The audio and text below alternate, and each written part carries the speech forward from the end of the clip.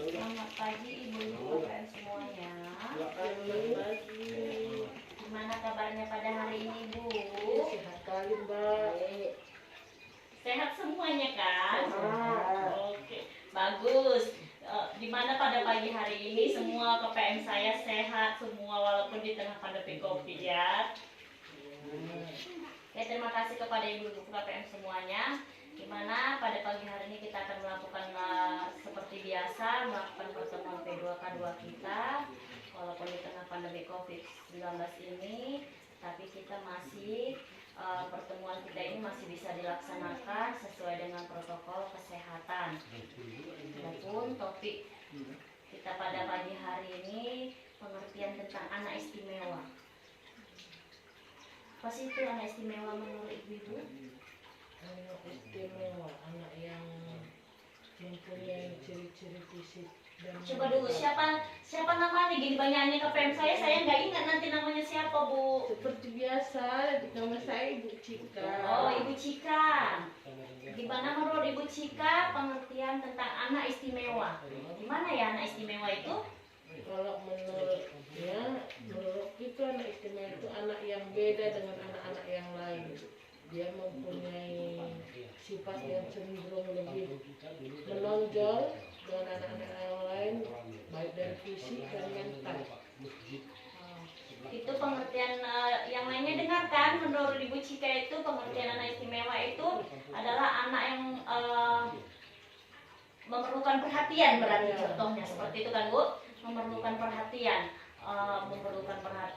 yang sifatnya kalau misalnya di dalam lingkungan dia harus diperhatikan, harus ditonjolkan perhatiannya sama dia khusus seperti itu kan, Bu. Nah, di sini pengertian anak istimewa itu adalah anak yang memerlukan perhatian khusus karena mengalami hambatan fisik, mental, intelektual dan sosial, tetapi mampu mengembangkan kemampuan baru dari potensi yang ada pada dirinya. Nah, berarti kan dia anak istimewa itu berarti yang anak yang berlebih, berarti kan berlebih kepintarannya, saking berlebihnya kepintaran dia tingkahnya seperti Dengan anak yang lain. beda dengan anak yang lain. Mungkin anak istimewa itu kadang nanti dia kan udah terlalu pintar, dia udah berlebihan kali pintarnya, sifatnya udah aneh. Kadang nanti menjahit temannya bisa jadi, nanti melihat temannya di situ gimana bisa nanti dia berlebihan tertawa, seperti gimana kita bilangnya, seperti orang yang dibilang kurang-kurang, iya juga seperti itu kan. Seperti mencari perhatian. Nah, seperti dia mencari perhatian. Disinilah yang pengertian itu anak istimewa itu anak yang mencari perhatian berlebih. Di sini ada juga contoh-contoh anak istimewa itu. Yang ibu-ibu KPM tahu anak istimewa itu contohnya yang bagaimana? Itu contohnya salah satunya mau nanya ya Mbak, yang seperti dia wajahnya hampir mirip wajah. Kalau dibilang itu, kalau kami bilang di sini 1000 wajah, itu termasuk apa enggak? Itu termasuk anak istimewa karena dia keterlibatan fisiknya itu berlebih. Jadi kan kebanyakan yang sering kita jumpai itu memang satu seperti 1000 wajah itu dia yang mirip-mirip. Jadi fisiknya itu yang berlebihnya yang itu tadi dia kekurangan gimana ya kita dibilang dia normal bukan normal. Dia udah terlalu tinggi kali untuk berpikir. Jadi kalau misalnya dia nonton TV pun hanya sebentar, dia berfokus pada sebentar aja. 10 menit kata kayak gitu. Mau dia kadang tiba-tiba seperti itu. Nah, yang satu lagi juga ada contohnya seperti kulit yang selalu kulit sama rambutnya semua putih, albino. Nah, itu albino pun kurasa kalau menurut saya yang anak istimewa itu pun seperti itu. Karena di dalam ini yang ada 10 kelompok anak yang istimewa itu salah satunya tunanetra, tunawicara, tunadaksa, anak yang berkesulitan belajar. Nah, seperti itu tadi. Seperti yang kita bilang anak 1000 wajah itu. Menanggapi dia serius tidak bisa. Itulah salah satu anak yang dikatakan berkesulitan belajar. Contohnya itu tadi kayak anak yang seperti Ibu Cika tadi bilang, anak apa? Anak yang 1000 wajah. Nah, dia serius itu tidak bisa. Jangan ya anakku, kita bilang, iya mak, seperti itu, enggak seperti anak normal dia. Makanya butuh perhatian khusus ya. Makanya dia butuh kasih sayang yang khusus dia, perhatian yang khusus dia, anak yang 1000 wajah seperti itu. Selain itu juga ada anak yang ketergantungan narkoba, itu pun perlu perhatian khusus karena dia udah gangguan mentalnya udah berlebih. Selain itu apa yang Ibu-ibu KPM tahu tentang yang anak istimewa selain yang dikatakan anak 1000 wajah, anak yang albino, tunadaksa,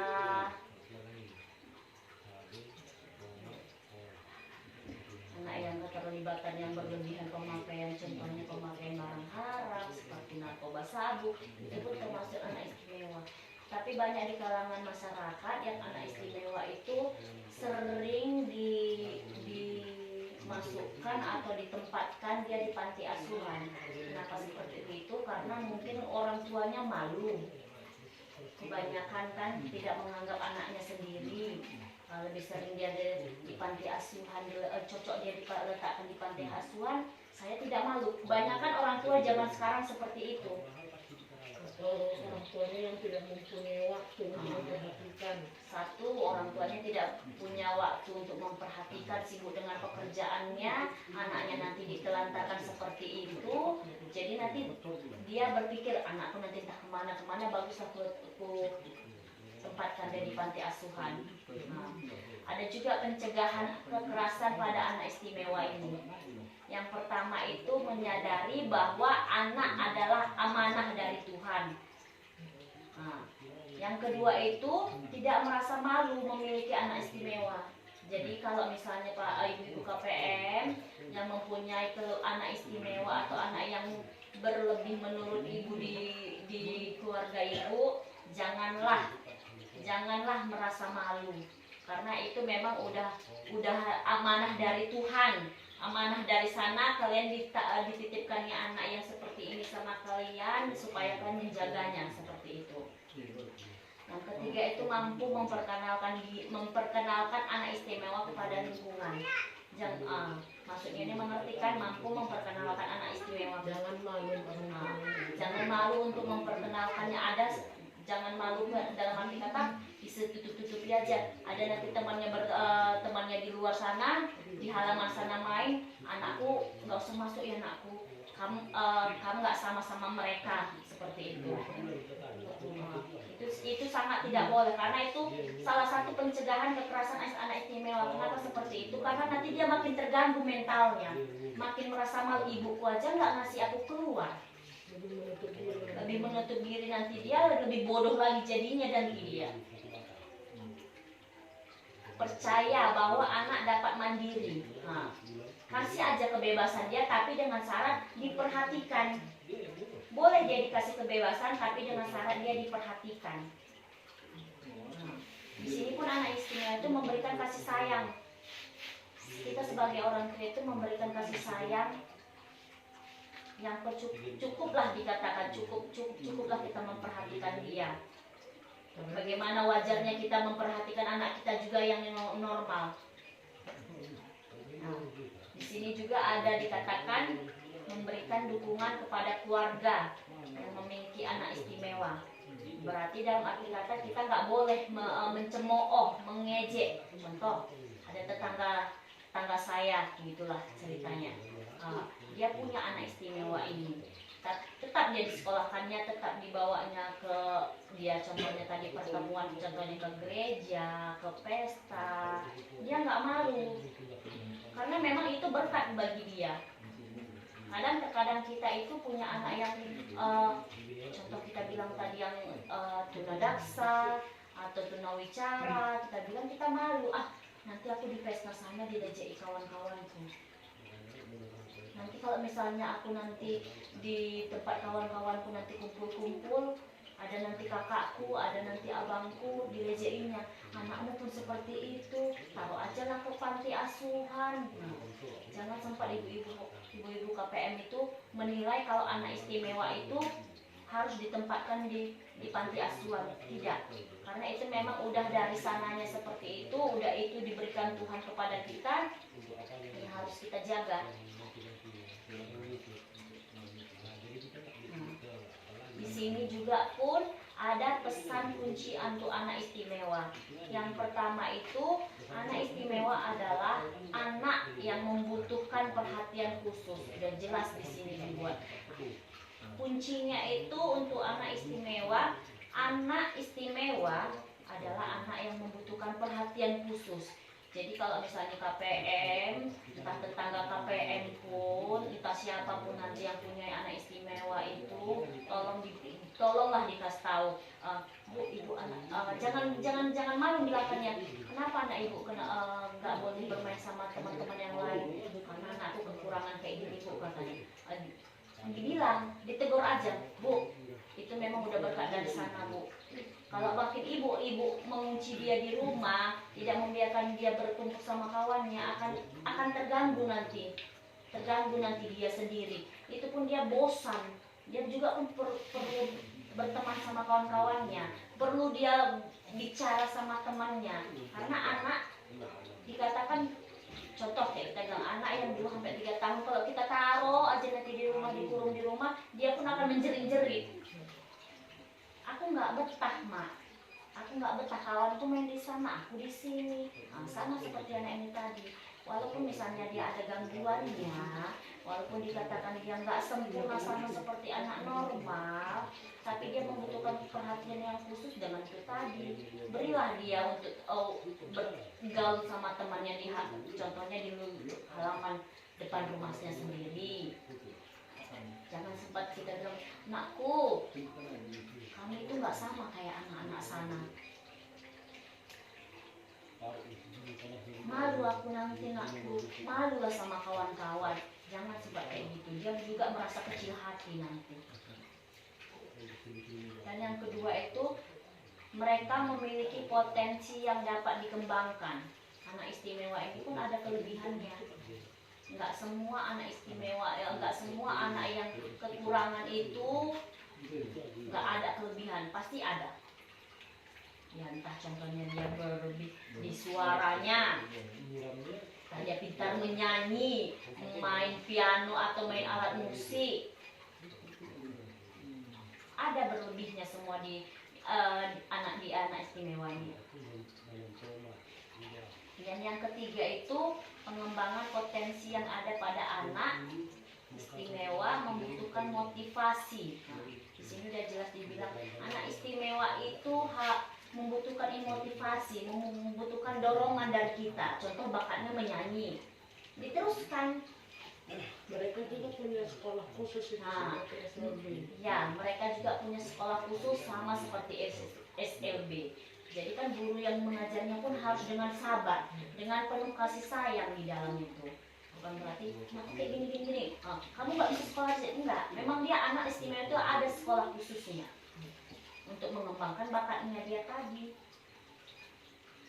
Dan yang keempat ini, anak istimewa rentan mudah mendapatkan kekerasan. Jadi sekali-sekali pada ibu KPM semua yang ada di sini, anak istimewa itu paling cepat sakit hati. Paling cepat dia merasa sakit hati.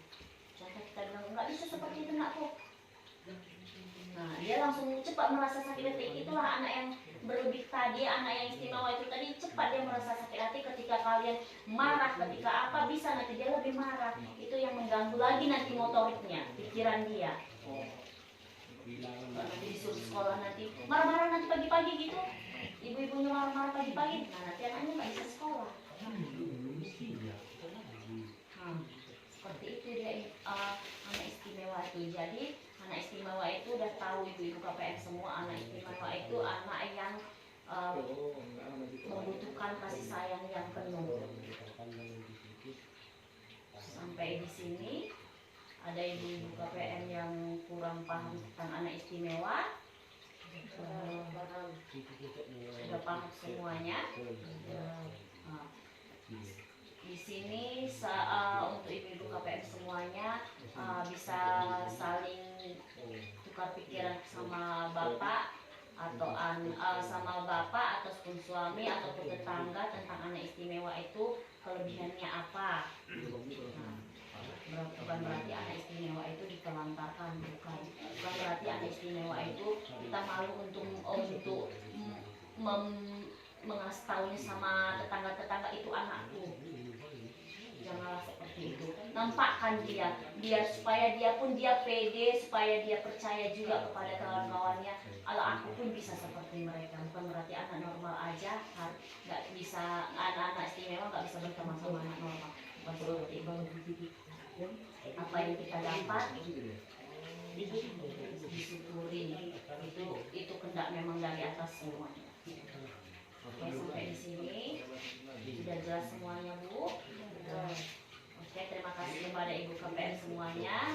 Untuk kedepannya kita bisa bertukar pikiran nanti sama suami, sama orang rumahnya, Bu. Oke, kita tutup pertemuan kali ini. Selamat pagi.